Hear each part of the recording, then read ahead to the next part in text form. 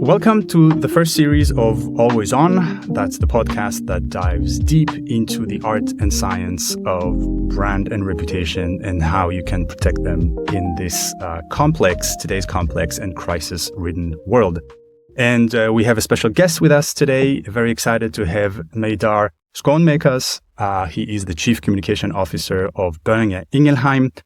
Boehringer Ingelheim is a global leader in human pharma and animal health based in Germany. So welcome, Médard. Thank you, Shahar. Very good to be here. Good to see you again. Yeah, you too. And I hope I didn't mispronounce either your name or the company's name because both of them are a bit of a mouthful.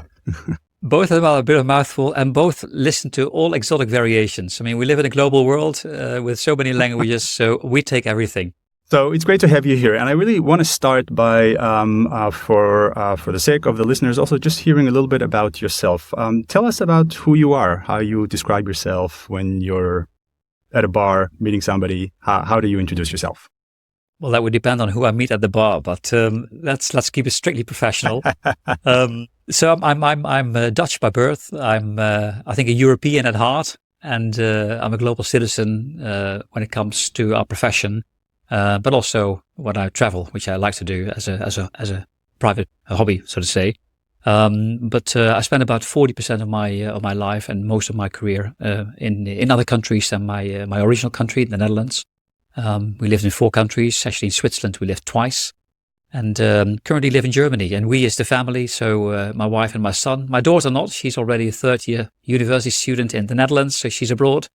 But we currently live in Germany, and I'm the leading corporate affairs for Boehringer Ingelheim, indeed, pharmaceuticals company. I haven't always been in pharma. I spent about half my life in the financial sector and the other half of my life in life sciences. So two very different sectors. We may get to that, but also with sectors with a very, very distinct parallels, you could say. So tell us a bit. So you've spent many years in the field of communications, and I'm assuming that you like being a communicator because you have done it for so many years. But tell us a bit about that. Why did you choose it to begin with? Well, that's a funny question because I don't think I chose communications. I think communications chose me. Communications chose you. Yes, and that's really true. It's not a joke because I was in banking actually, not as a communicator, but as a banker. I worked in investment banking at the time in London for a Dutch bank. I spent my time in the city. And at some point, I got a call out of the blue from a headhunter who asked me whether I was interested in a career in PR. And I kid you not, I didn't even know what PR stood for.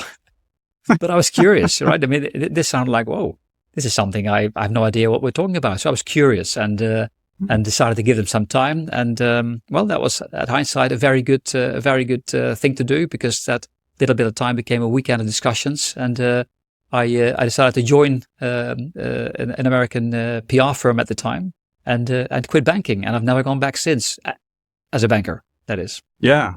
But that's an unusual career change from investment banking to communications. That's interesting. It is and it isn't. I mean, I think the PR firm at the time, that was Hill & Knowlton. They wanted to start a new team for continental Europe in Amsterdam for financial communications and investor relations advisory. And they realized that they had lots of good communicators. But often when you advise on transactions, it's the banks who are in the lead when it comes to an IPO, to an M&A transaction, etc. And so they wanted someone who spoke the language of the banks, who could read a balance sheet, who could talk to the banks at their level in their language.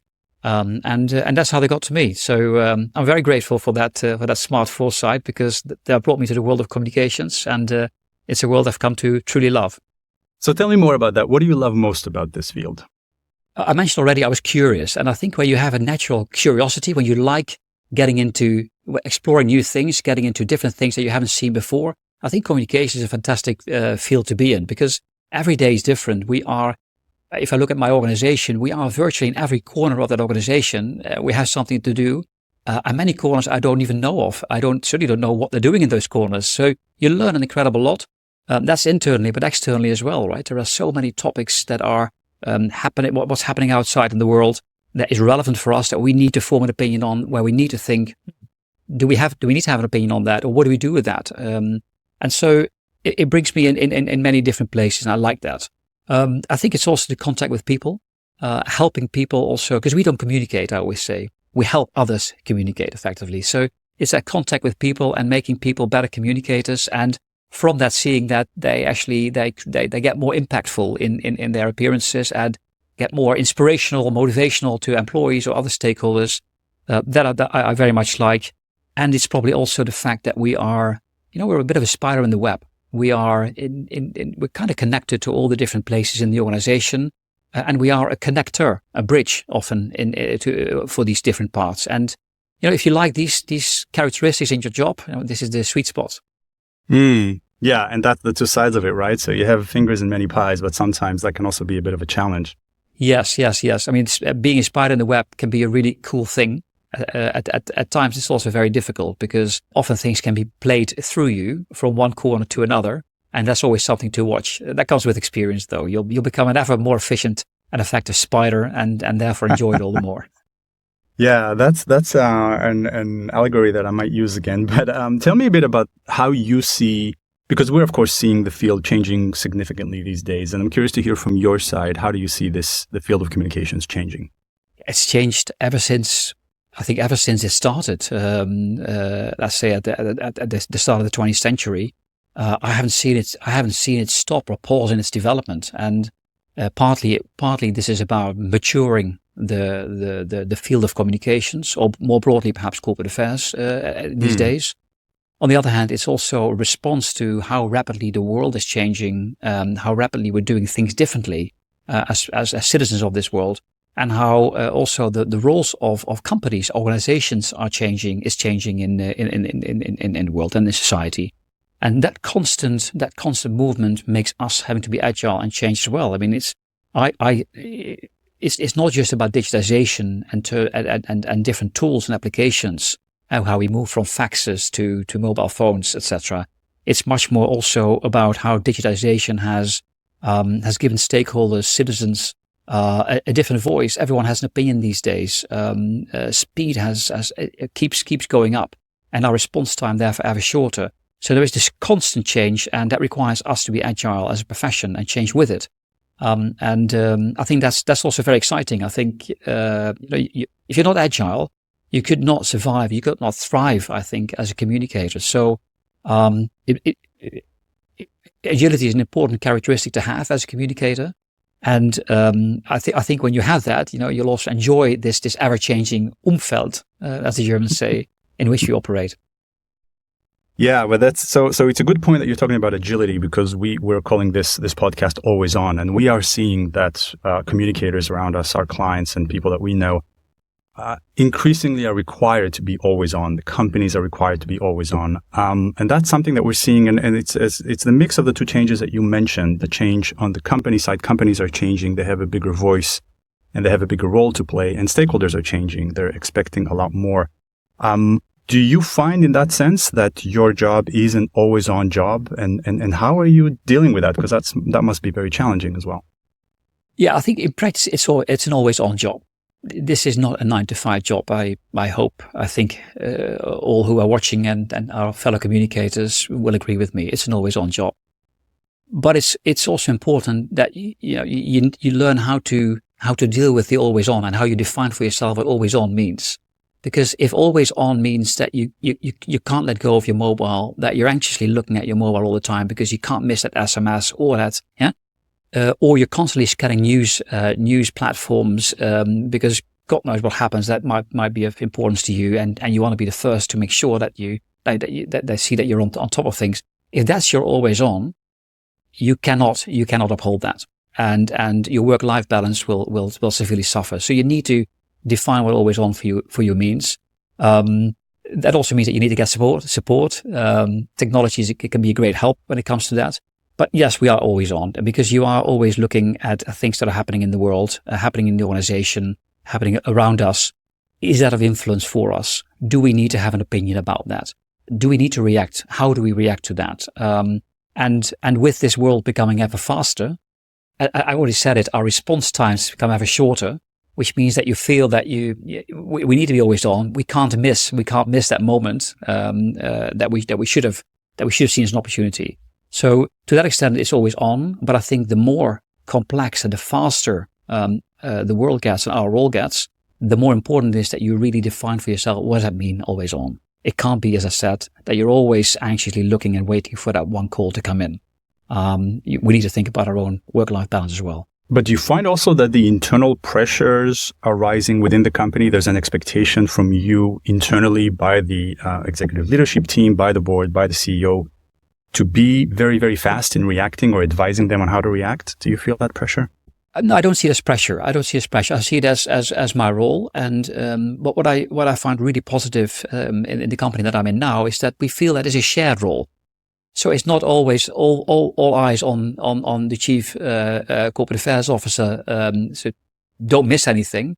It's all of us as a leadership team being mindful of things that we can't miss, that we shouldn't miss, and then flagging that. So it feels very much to me as a shared job, and not so much as where all fingers point at you and you're the one who needs to always be on alone. So I think maybe that's a cultural thing. What may also be slightly different is that unlike all the other companies I've worked in before, which were all public companies, listed companies, Boehringer Ingelheim is still a privately owned company. It's a family-owned company. Although it's one of the 15 largest pharma companies in the world, it's still entirely family-held. Now, that doesn't mean to say that we therefore are not interested in what's happening around the world.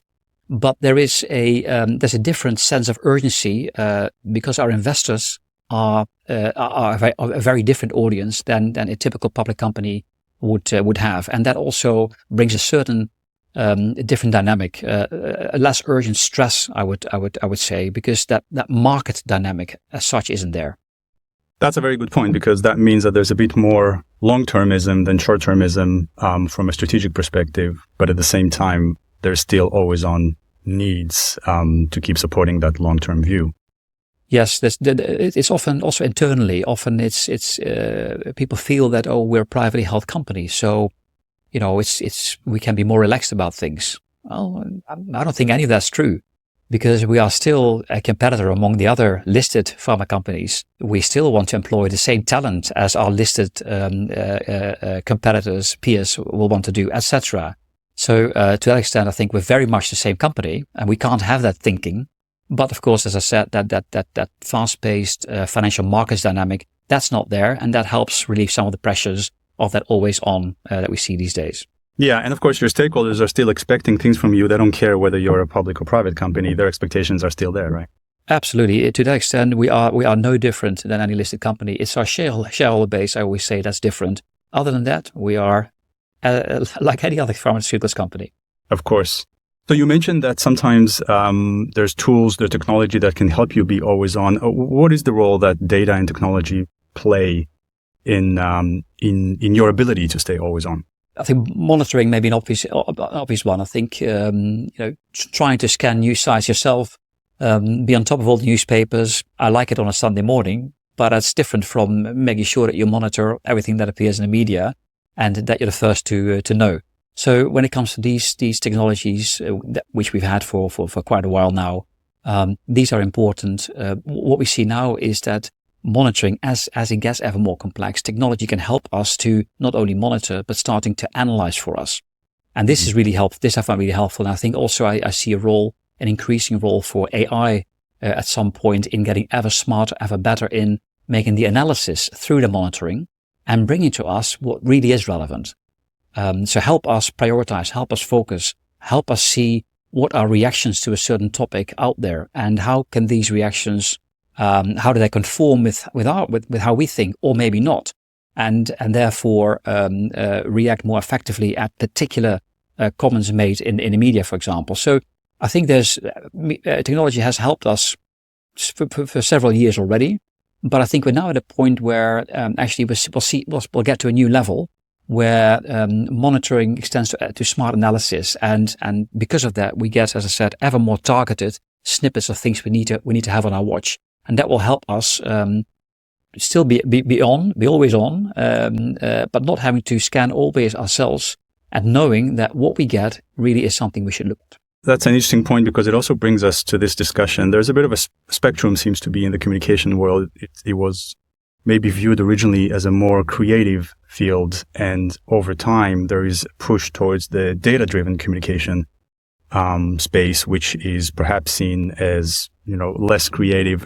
Where are you on that spectrum? How do you see that spectrum? One thing I always find very important, and I keep hammering on this topic in our organization, is when we set objectives. And this is where I think the communications profession in general can still grow.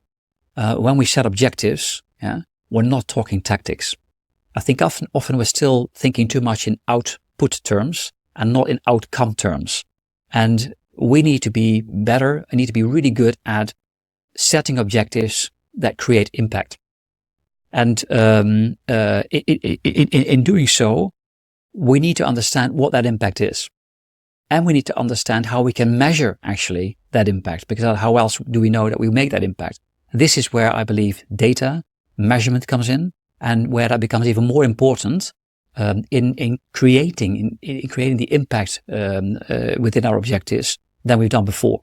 So for me, that's the crux where data come in, where good data measurement comes in, to be able to measure the impact that we need to force ourselves to set when we set our objectives. And of course, there's a lot of perspectives in the market about that. I mean, there's no doubt that the market is going towards more and more use of data to back up decision making within corporate communications, corporate affairs. Some people are more inclined to do so, some are less inclined. But there's also, I think that also collides with another discussion that's happening in the industry, which is the seat at the table discussion. And some people see data as also an enabler in getting a stronger voice in the executive leadership team, for example. Do you see that also the case?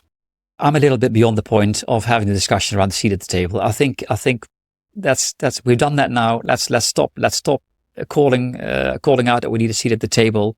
Let's just earn, and through earning it, claim that seat at the table, and not discussing it anymore as something that we need as such, is in my view. But you're right. I mean, the more meaningful the data are that we have, and therefore can help us steer an organization or strategic objectives, the more we'll be heard, because the more meaningful what we bring to the table will be perceived as valuable. And that of course will help us ultimately in being accepted and trusted in the roles that we have, and having earned that seat at the table. But I don't think it's just data. I mean, it's important. Don't get me wrong. It's also the way we join that table. We need to move away from this, and I still see it in organizations, this client supplier thinking. I tend to think much more in peer-to-peer terms. We are peers among each other. And the days that communications was seen as a client, a supplier to a client internally, those days are long gone as far as I'm concerned. We can be strategic. I think we've proven to be strategic, able to be strategic business partners. Data is helping us be even more impactful in what we deliver and what we bring to the table. Now let's also have the maturity, the seniority to be that trusted peer at the table. So those things are important, and so I would say let's stop saying that we need to sit at the table, and just act as if it's absolutely a necessity to have us at the table.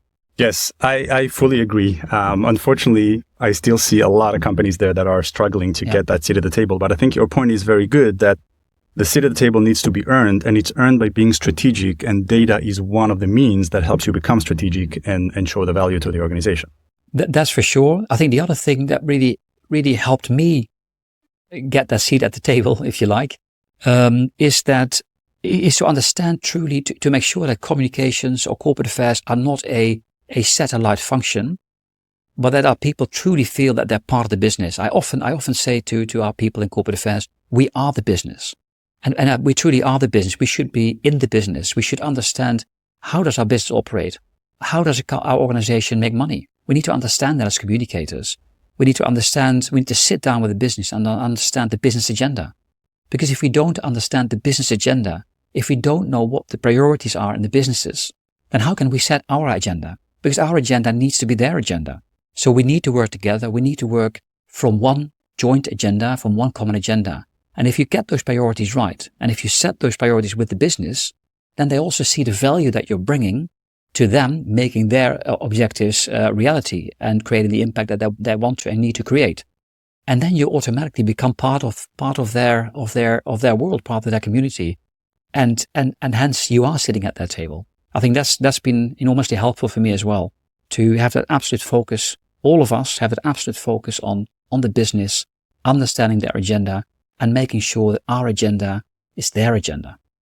Yeah, and that has an impact probably on the type of skills that you're looking for when you're hiring people into the communication team, right? Because, I mean, of course, everybody's talking about data skills, data analytics and technology, but actually also commercial savvy that needs to be there as well. Some kind of a business acumen that needs to be there, maybe that wasn't there before to the same extent.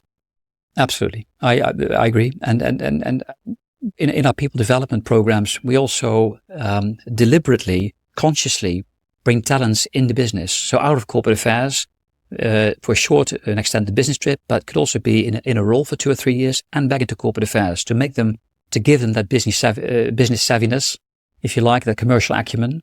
I think it's super important. Yeah. Yeah. Interesting.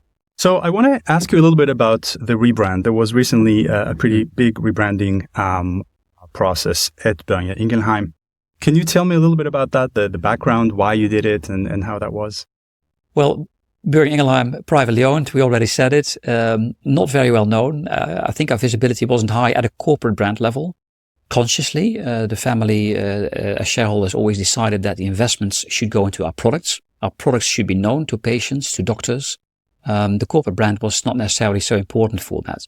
But as you grow and globalize and become a truly large global player, at some point you realize actually that there is a role for the corporate brand to help your products, to help you in your engagement with stakeholders, and to create a certain reputation as a company as well. We need a corporate brand for that, right? I think we will agree to that one.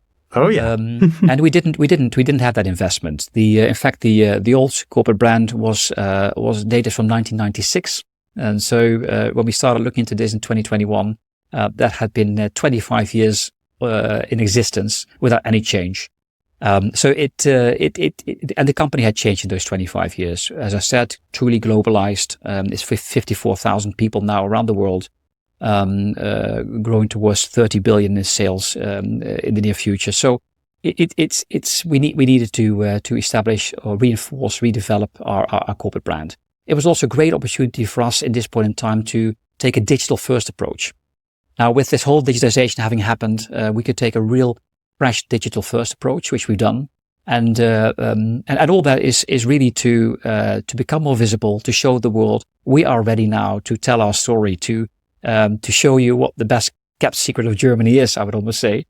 And for talents to see us as well, for partners or for potential partners to be interested in what we had to say and to consider us in future partnerships. So there were many reasons why this was the right time. We also have a very promising pipeline that will bring to the market in the next years. And I'm quite sure that actually will be helped by a stronger corporate brand. For sure. Tell us a bit about the reception. What kind of feedback you got, and how did you measure the success of that from a stakeholder perspective? There's internal and external, right? Let me quickly start to internal, and then we'll go to external. Internally, I was a little concerned. 25 years, people knew us as the blue brand, and all of a sudden we were accent green and very different with a much broader set of our brand assets. It was phenomenal. From day one, people embraced it. It went, I had no doubt that we could deliver on this, but I've been super positively surprised by the huge, fast adoption rate of our people. After a month, we had seen more than 1 million asset downloads in the organization from our brand hub.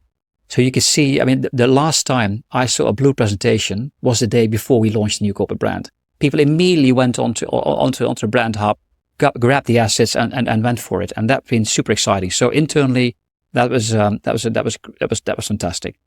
Externally, so how do we do it? You measure extensively already in focus groups and through other ways. As you start to develop the brand, you have different designs. We went to different markets. We went to very different stakeholder groups, and you start to already test several designs. What works well, what works better than the others. When you look at your brand values and your brand persona as you developed it, that gives you ultimately a design. So you know already that a design has a good and positive reception through focus groups. But then, of course, the proof of the pudding is always in the eating with your broader stakeholder group. We engaged on reputation measurement with Caliber, And we deliberately started a year and a half before we launched the brand. So to make sure that we had a meaningful enough database of stakeholder feedback on our corporate brand and on the different reputation drivers at the time of launch, so that we had a meaningful, let's say, baseline, a zero measurement at the date of launch. And that helps us now to, as we continue our reputation measurement, to see what direction are those drivers going. Is indeed what we're doing at a corporate brand level helping our reputation with the stakeholder groups compared to the baseline that we set for ourselves at the time of launch.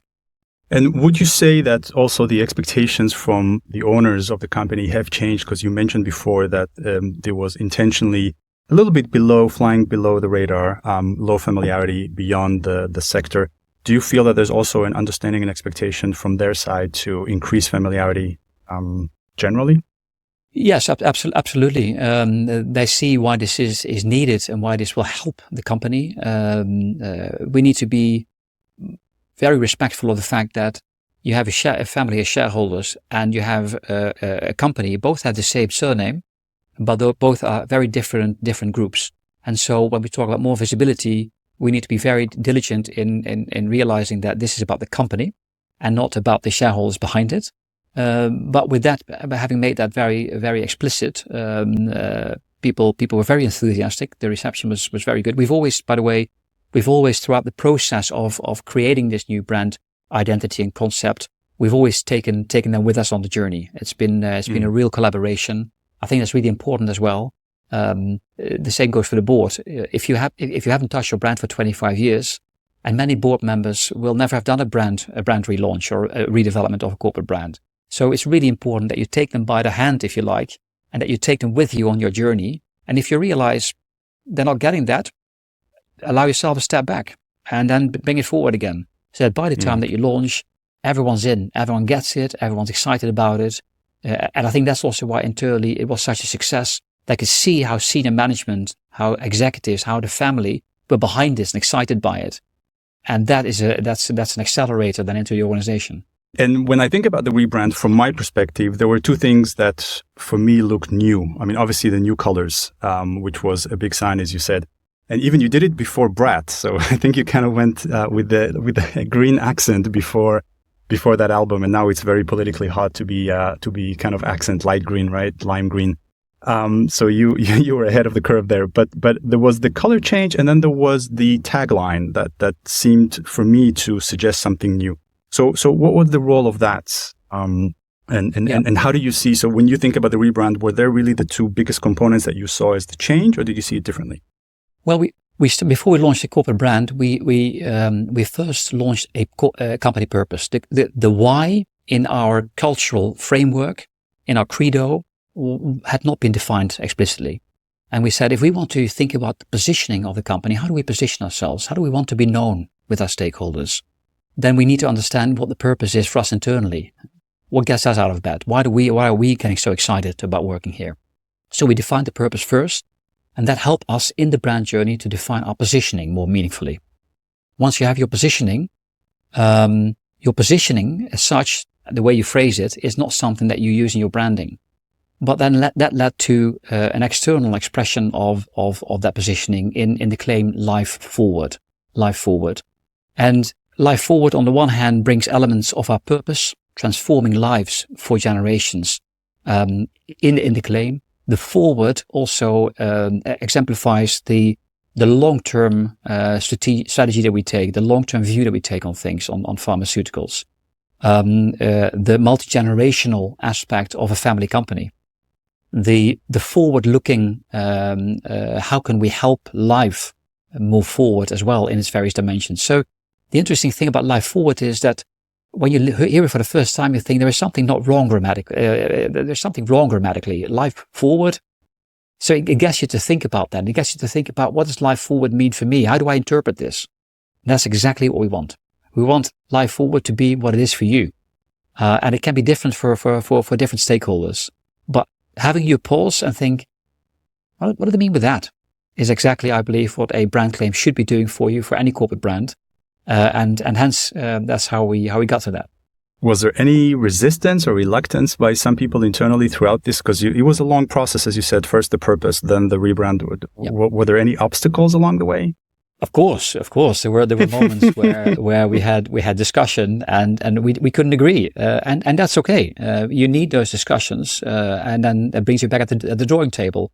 And you're right. We took quite some time. We gave ourselves the span of almost 2 years to develop it from scratch to where we were. But by the time that we had it, we had really looked at all the different dimensions, the different elements. We could immediately launch with a very rich and broad asset library. The brand tab went live. The story was there. People understood it. People got it. People could run with it. And the acceptance was there. And as I said earlier, having the family on board, having your executive management on board, and then ultimately having your 400 senior leaders in the organization on board, because that's how we did it. We brought ever larger groups in our thinking with us on the journey. So this was not a moment where nobody knew about it, and when we launched, ta-da, there it was, and nobody knew. This was something that we actually evolved with a small group, with an ever larger and ever growing group. So that by the time you go out, you have your top 400 leaders loving it, understanding it, being able to articulate it, and that helps you get that fast adoption internally and externally. Yeah, and it's a good point where a lot of people sometimes in the outside world, they see a new logo, a new brand, they think, okay, they just changed the logo. And a lot of people are not aware, I think, of the amount of legwork that needs to happen in the background to get to that moment. Absolutely, because the biggest mistake that you could make is when you think about your corporate brand and you think about your corporate identity and design, is to start with the design. The design is not the first step. The design, the assets ultimately are the last step, right? So you really want to think about, you want to start about internally, who are we? Externally, who do we want to be? How do we want to be seen? That brings you to your positioning. And at some point, that brings you to your brand persona. You articulate your brand values. And as you go through those steps, ultimately you get to, so when we have all this, how do we bring it to life in colors, in icons, in illustrations, in video style, in typography, etc., etc. But that really is the last step, not the first step. And when it comes to data, also using data to determine success of such a complex process, I mean, certainly from the Calibre data, we can see your familiarity is up, your reputation is up. We can see the impact of that.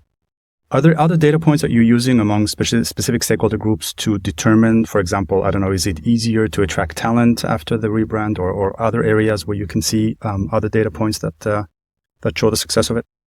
Yes, we have a number of data points. I mean, the reputation tracker I already mentioned is an important one, and it's also an important one because it's available for managers across the company, not just exclusively to corporate affairs, which I think is a really important point in creating that buy-in and that understanding and the use of it.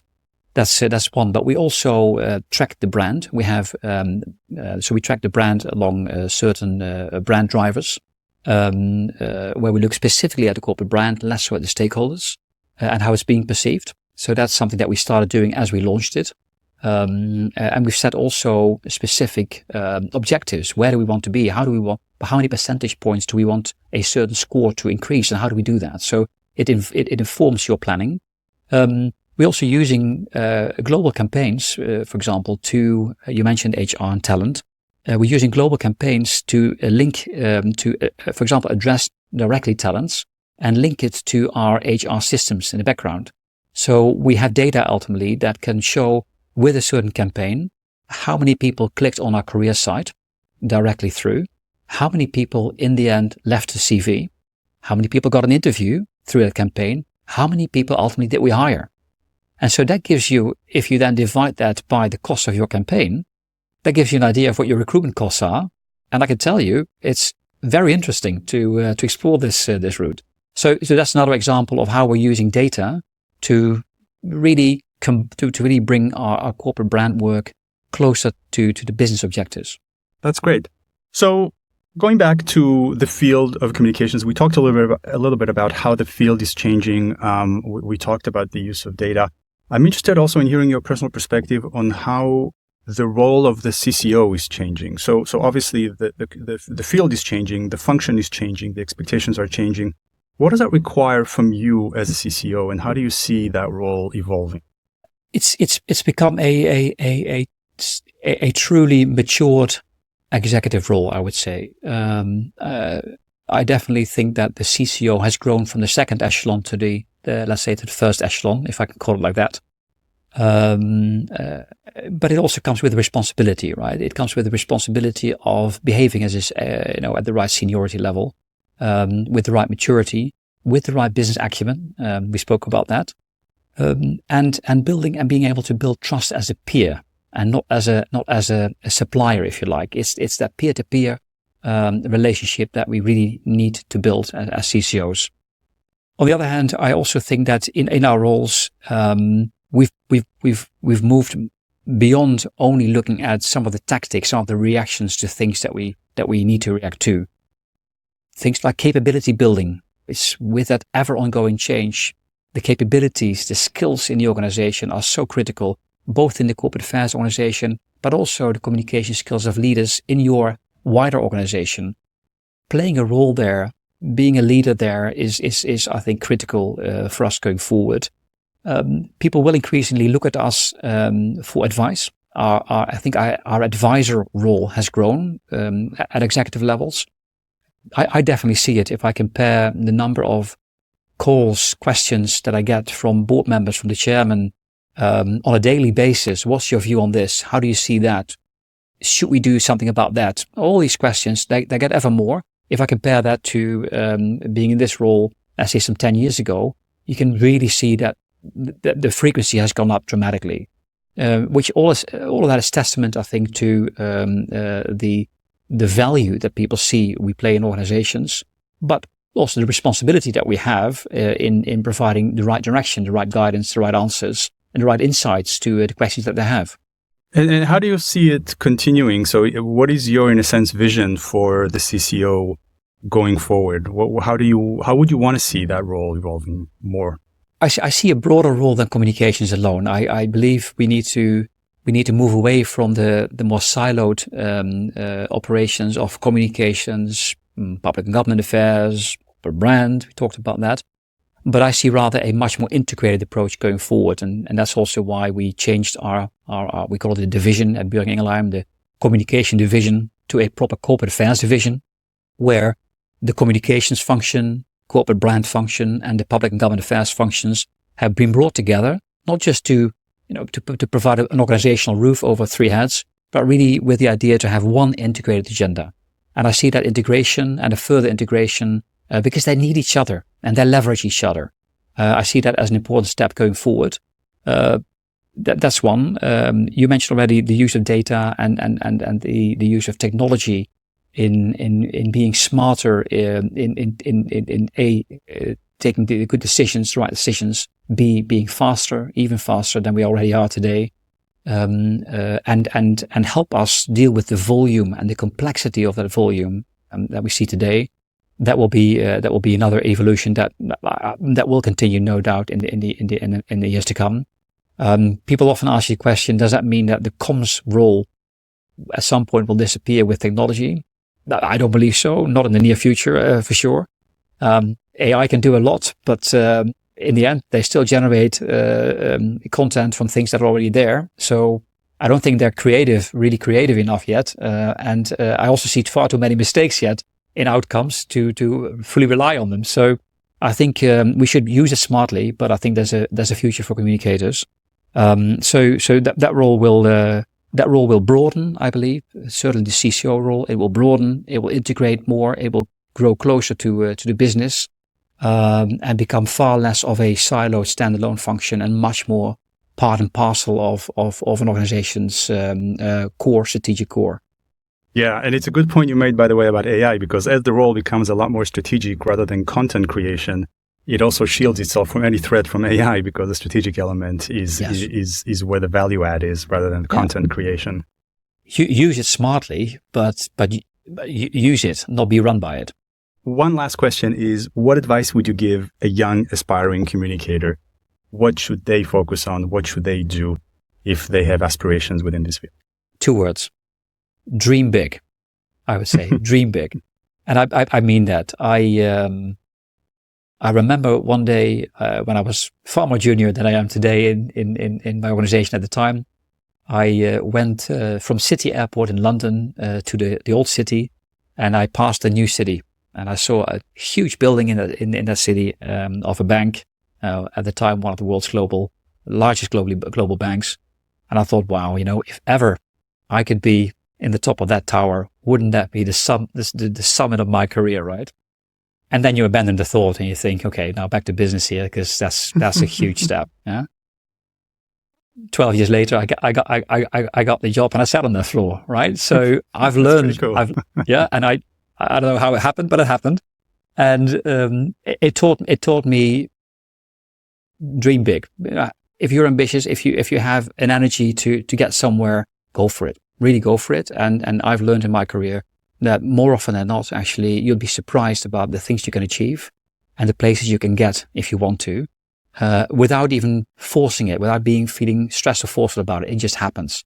So believe in yourself, be confident, and set your goalposts. Yeah, far out and dream big.